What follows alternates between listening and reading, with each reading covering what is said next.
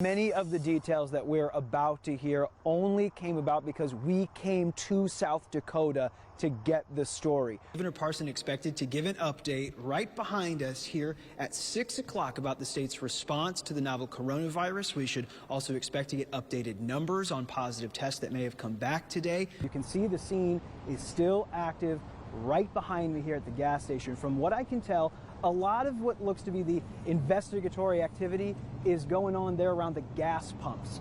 What you're looking at right now is sort of the aftermath of another person hit by a car. What we saw just about 10 minutes ago was a car coming pretty quickly east down Broadway. Was honking their horn as they approached the line of protesters. The group stopped right there, was able to confronted the driver, surrounded it. A couple people threw objects at the car, and that's when the car sped through the intersection. It was heading further east down Broadway. Again, they're sort of coming across the street here. See Chief Jeff Jones alongside Assistant Chief Jeremiah Hunter approaching the microphones right now. Expecting to hear from them at any second as they get on their microphones. Again, getting an update on a Columbia police officer that shot someone in the Petromart parking lot at Ashland Stadium this afternoon.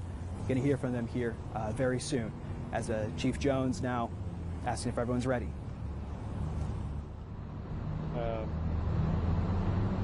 Thank you for being here. Deb, that's what we're waiting on right now. The defense right now is presenting its side of what we call the penalty phase here, where both sides will present some evidence to convince a jury on what they should recommend a sentence for. Bostic got 241 years in prison, but the parole board gave him a chance at a hearing last year. State lawmakers allowed people like Bostic, who went to prison for crimes committed as a juvenile, parole eligibility after 15 years in prison. Most people grateful for their second chances because they not who they was as that child. Like me, I know I was a robber, but now that type of mentality would never enter my mind. I'll be homeless before I rob somebody again. Lucas, the sheriff's office there says it found a note in the truck that they believe McLean actually wrote to his family. Deborah, many of the details that we're about to hear only came about because we came to South Dakota to get the story. The sheriff's office did not go into details with me on what was said in that note. I also got my hand on court documents here in Union County that describe what investigators found in the truck that just 24 hours ago was the scene of McLean's death investigation over here, and evidence that the sheriff's office says could be very useful to investigators back in mid-Missouri. The Missouri River connects mid-Missouri to Union County, South Dakota. But tonight, the two communities share another connection.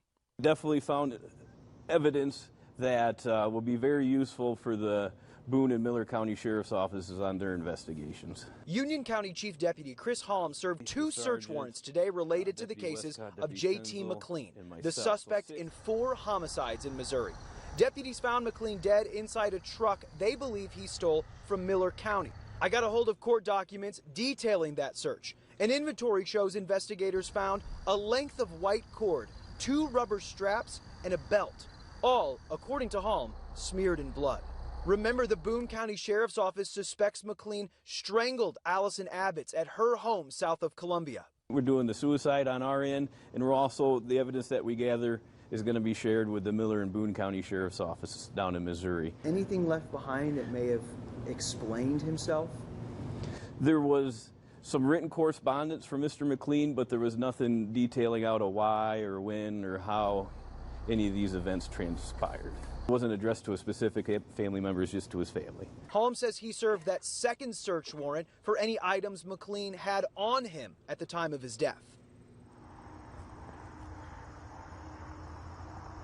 Now, law enforcement has noted that the Stefan family in Miller County had relatives here in the South Dakota area, in this area of South Dakota. Hallam tells me that law enforcement locally, when they received the tip that he was in South Dakota, that McLean was, they got in touch with those relatives and were able to move them to another safe location.